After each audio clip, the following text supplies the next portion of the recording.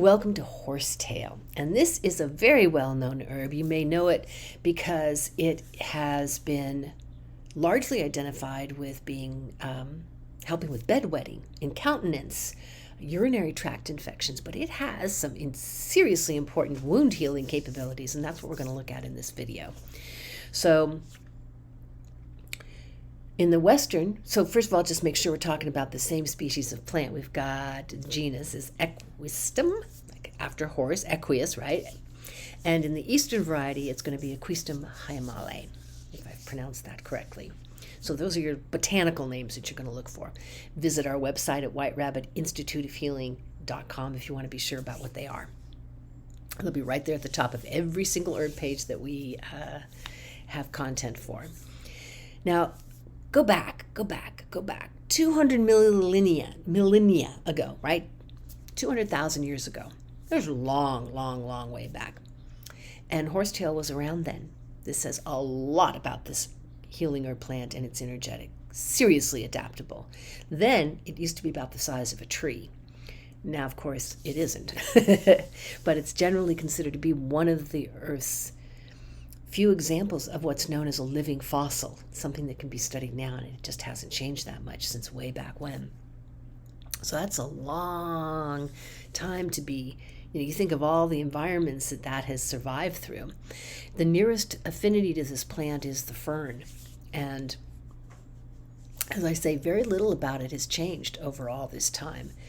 It's potent, it's versatile, and it's really gentle. So sometimes something that's lasted that long, it's got a toughness to it, which clearly it does, but this is like more of adaptability and potency. It's very rarely cultivated because it's super invasive. Now, we all know weeds are considered invasive. This is not a weed. This is kind of considered like what they call a noxious weed. Once you get it going, not only is it hard to get rid of, but it's going to come back. It's really difficult to completely get rid of it. You can cut it down and there it comes again. And that says a lot about this plant, right? It does not give up. From a Western standpoint, in terms of this wound healing capability, we're looking at antimicrobial, anti-inflammatory properties, coagulant, fancy way of talking about making scabs, vulnerary, heals wounds, astringent. From an Eastern perspective, we're looking at it clears heat, stops bleeding, and is bone strengthening. How's that? So wounds, hemorrhaging, coughing up blood. You can use the dried herb in a powdered form and take it like 3 to 4 times a day, and it's said to really help if somebody's coughing up blood. And it's also been used for ulcerations, either internal or external, for inflammation and stopping bleeding.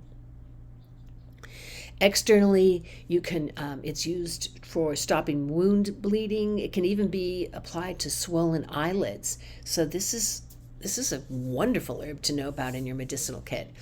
And the English herbalist, the 17th century herbalist Culpeper, as his last name, was considered to be a very powerful herb for healing, for stopping bleeding, for healing wounds in or out. And that's a big deal because some herbs are a little better internal and some are better external. This is one that in or out. Definitely an herb you want to know more about. Visit the website, whiterabbitinstituteofhealing.com, and find out more about horsetail.